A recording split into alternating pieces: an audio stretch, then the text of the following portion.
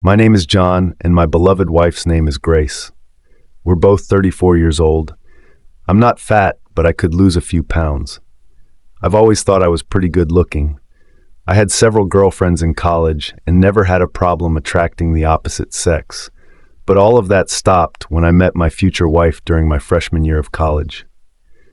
We dated exclusively until the question came up, and 7 months later, she became my wife. She had several admirers in college and has never lacked male attention. She instantly lights up any room and radiates energy. Her playful personality is all admiration. I thought we were the perfect couple because we enjoyed spending time together. However, the only problem is that we don't see each other enough to spend as much time as we need to. I am a systems analyst at a large IT company, and she is a registered nurse in the orthopedic department of a large hospital. I usually work 9 hours, 6 days a week, although sometimes I have to stay late if I'm working on a complex or time-sensitive problem. Because of our work hours, we only see each other on weekends. When Grace works the day shift, we see each other at night, but she's always so tired that she goes to bed by 10, which is shortly after arriving home. We try to make up for the lack of intimacy on the weekends. We often discuss fantasies, and we both agreed that fantasies should be just that, fantasies. She was everything I needed, and she assured me that I was the love of her life. I have no time for cheating, and she knows my feelings about cheating. I just wouldn't tolerate it. She works 4 days a week for 13 hours, Monday through Thursday, alternating shifts every 4 weeks. Shifts are usually 7 to 8 days or nights. There is also a shift change period, which, since she started working in orthopedics, takes about an hour. So on her way home, she usually comes in around 9:30 in the morning and evening. For the last 2 years, I've been asking her to get a permanent job, but she loves what she does and didn't want to change jobs. So we just put up with her unsociable hours. When we first got married, we both had student loans and agreed that we should pay them off before starting a family. When the loans were paid off, we decided to put off having children until we were comfortably settled in a nice house and neighborhood. 3 years ago, we reached that goal and concluded that it was time for her to get pregnant. Except she didn't. Today was Monday, and I left work early, thinking I had the flu. I texted my wife that I was going home sick, and she replied that I needed to take flu medicine. I asked her what kind of medication and where I could find it. She replied, Tamiflu, and it was in the medicine container in the second drawer under her dressing table in our bathroom. I simply replied, okay, and went home. Once home, I went into our master bath to look for her medication and instead found something else. I searched the drawer she indicated and found nothing labeled Tamiflu. I opened the top drawer and found flu medicine in there, as well as a foil packet of birth control pills. She had already taken the one labeled for today. I was completely shocked. She had promised me that she had given up the pill over 3 years ago. We had been trying to have a baby for the past 3 years without success. My wife just told me that we were unlucky with our work schedule, and sooner or later our schedule would coincide with her period. In spring, I decided enough was enough, and we both got tested.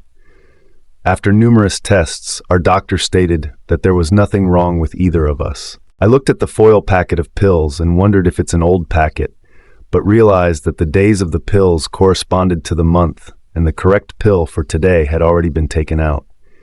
Today was Tuesday, the 18th of the month, and 18 pills had been taken, including today's. They were expiring in 2 years, so they must have been refilled recently.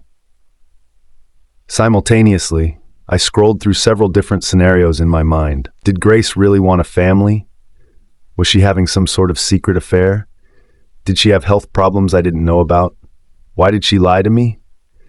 Our bodies weren't getting any younger, and the longer we put off starting a family, the harder it would be.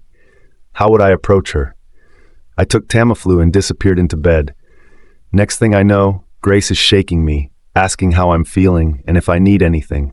I feel better, and no, I don't need anything. I actually felt bad that she didn't share anything with me, but she didn't say anything. I watched her as she obviously thought I had passed out again. She undressed to take a shower, and it seemed to me that some parts of her body were reddening. Suddenly, I realized that she must have had an affair after her shift before she came home. When she worked in the other department, her shift change took less than 10 minutes. Why should it take an hour now? She didn't close the bathroom door, and I walked over to where I could watch her reflection in the full-length mirror in the bathroom. I thought she had spent an ungodly amount of time tidying herself up. Was this a regular thing? I had no idea because I had never watched her before. She undressed in our bedroom and her clothes lay where she had left them. I picked up her undies, and yes, they were still wet. I returned it under her robe and went back to bed. I was angry without words. Up to this point in my life, I thought everything was perfect. Now I wasn't so sure. Next to me, Grace had acted like the perfect wife. However, I realized that there had to be a side to her that I didn't realize. I needed more information. She came back into the bedroom from the shower and got into bed with me. I had never been in bed at this time of night. She didn't even try to hug or comfort me, and I stayed on my side. She was gone long before I woke up the next morning. I called my boss and told him I had the flu. I had a bunch of sick days and needed some free time to figure out what to do. One of my best college friends had become a lawyer, so I called him and asked for advice. I soon learned that we had a no-fault state, and since we had no children, we only had to split our assets 50-50. The biggest thing was our house, which had accumulated some equity that needed to be sold, and the proceeds divided. My friend agreed to represent me if I decided to file a lawsuit. He assured me it was a slam dunk. At 8 o'clock that evening, I parked outside Grace's car to follow her. We both have iPhones, and I checked her location with the Find My Phone app and determined that she was still in the orthopedic ward. After 10 minutes, I realized she was on her way, so I called ortho and asked to speak to her, but was informed that her shift was over and she had left. I realized that she had lied to me about the shift change period, which was actually only 10 minutes or less. I continued to watch the app on my phone and realized that the blue dot had stopped in an area that was unfamiliar to me, but still within the hospital complex. I got out of the car and decided to find her phone. It wasn't as easy as it looked. I found a place, but the wrong floor. Finally, after at least 20 minutes, I found myself outside one of the rooms used by doctors to rest when they worked long shifts. Inside, I could hear the sounds of lovemaking. I needed to hide to see who came out of the room, and I managed to find an open janitor's closet about 50 feet away. After about 20 minutes, Grace came out of the room and headed toward the garage. A few minutes later, a man came out. After a while, he locked the door. I walked up to him and asked for directions, which he graciously provided. He was a few inches taller than me and looked like a Greek god. I looked at his name tag and recognized his name, Dr. William. I needed a plan. I called my supervisor at home and explained that yes, I had the flu, but there was an urgent personal family issue, and I needed some personal time to deal with it. He understood this, as he had been involved in a terrible divorce himself a year ago. He said to take as much time as I needed, but keep him informed so he could cover. I then called my friend Max, the lawyer, and told him that I wanted Grace to be served since she had left the house after sex on Thursday night. He said he could arrange that and asked if he could help with anything else. I didn't know what else I needed to do, so he offered to split our money and cancel the credit cards. Did I have any plans after I left her? Was there anywhere for me to go? I tried to deal with things as they arose and admitted that I hadn't gotten that far. He told me to come to his office first thing the next morning. Max had done this several times, and he had a checklist of things for me to do. He even had a list of hotels with reasonable weekly rates. I had a few things to do, starting with contacting a transportation company to schedule a small shipment to be delivered the next morning. I planned to just put my stuff in storage until I found a more permanent place to live. Next stop was the bank, where I withdrew half of all our accounts and canceled our credit cards. I reinstated the accounts in my name only and ordered new credit cards. I then called and disconnected her cell phone at midnight after I was served. That evening, I was sitting in my computer room saving files that I might need in the next few weeks when Grace came home on time at 9:30. We exchanged greetings, then she went to shower and went to bed. I also went to bed early, very early, as I had a busy day ahead of me. She never once noticed when I went to bed. I didn't notice at all how cold she had become. The next morning, she left the house early, and the movers arrived at 9 sharp. I had a list of things to take with me, and stickers on everything that needed to be packed. My car was packed with suitcases and computer equipment that I would need for work. When the movers were done, I went out and bought one black rose because it symbolizes death and leaving, and also indicates major changes or upheaval in the future. In this sense, a black rose also means the death of old habits and old order. In this case, it meant the death of our marriage.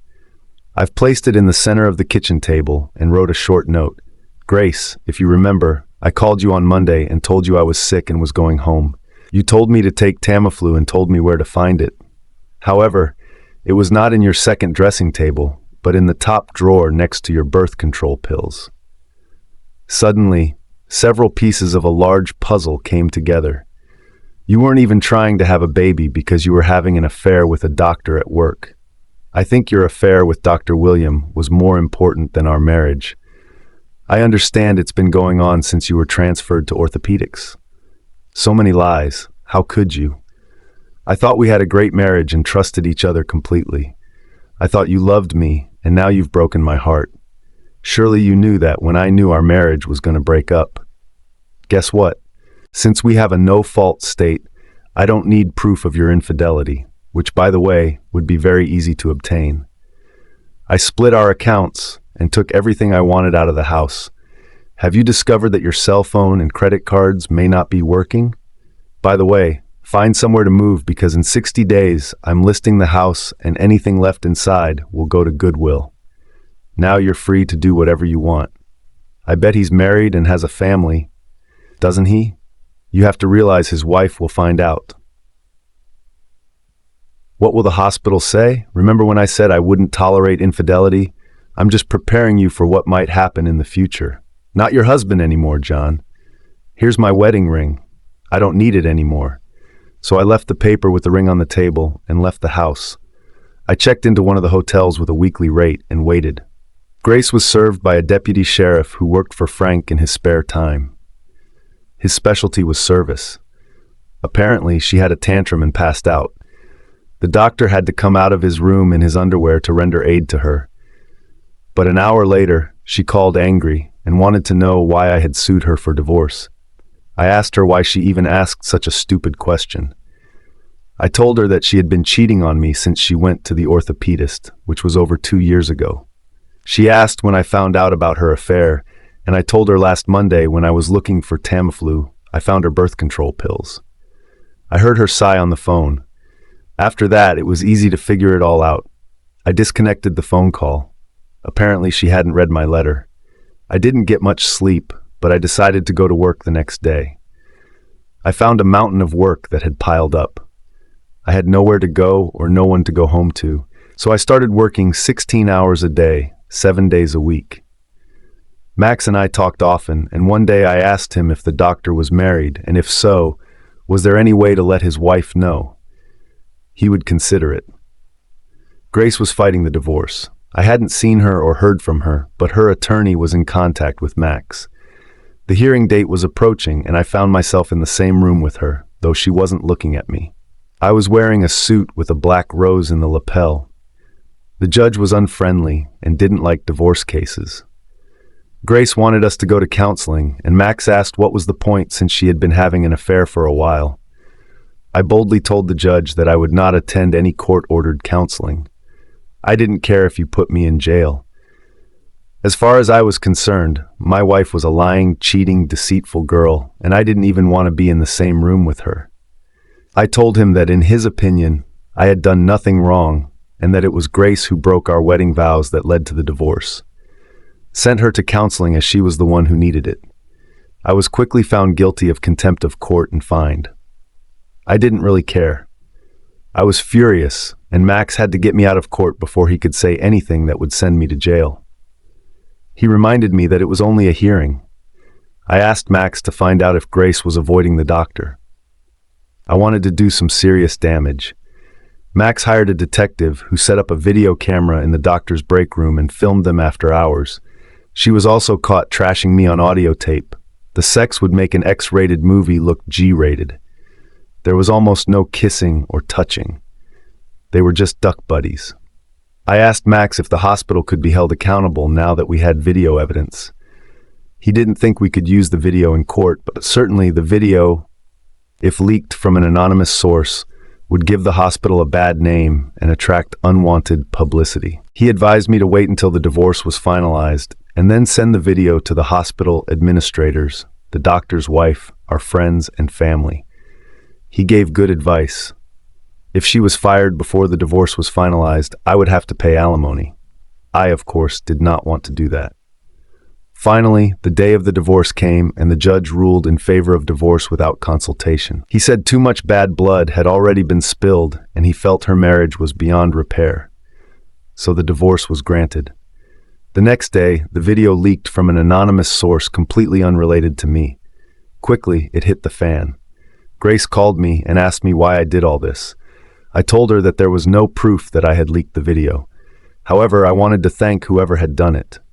I also reminded her that I would not tolerate being cuckolded, and she did it to my face and even continued after I filed for divorce. She had dissolved 2 marriages. I said it could be worse, and she said it could be worse. It got worse the next day when our family and friends reacted to the video. Everyone took my side, and no one had nice words for her. Everyone thought we had such a perfect marriage. That was 3 years ago, and I haven't seen Grace or heard from her since. She's been shifty and badly burned out. I married a second time to a wonderful woman, and we have a 1-year-old daughter. My new wife wants a big family and plans to be a stay-at-home mom. That's what I've always wanted. If you were wondering what happened to Grace and William, they had a hard life. Grace tried for almost a year to talk to me. I'm not sure why she tried. I didn't give her a chance to reconcile. Both William and Grace were unceremoniously fired. William's wife filed for divorce. Grace could have handled it, but then I sent out the video to our friends and family. It was the final blow to her, so she started thinking about leaving to start over. If she hadn't tried to contest a divorce, she might not have lost her job. Grace didn't want a divorce, so she sought counseling, but I got very angry and she lost the case in court. Her second mistake was that she continued to date William and have sex with him. I did a very smart thing by waiting until our divorce was finalized before sending out the video. If I had sent out the video before our divorce and she was fired, I would have had to pay alimony. Eventually, Grace, feeling completely ashamed and humiliated, moved to Oklahoma City and found work as a nurse in a doctor's office. She may be trying to get her life together, and I hope she has learned her lesson. Thank you for watching. Like, comment, and subscribe if you enjoyed the video. Until next time, I'll see you again.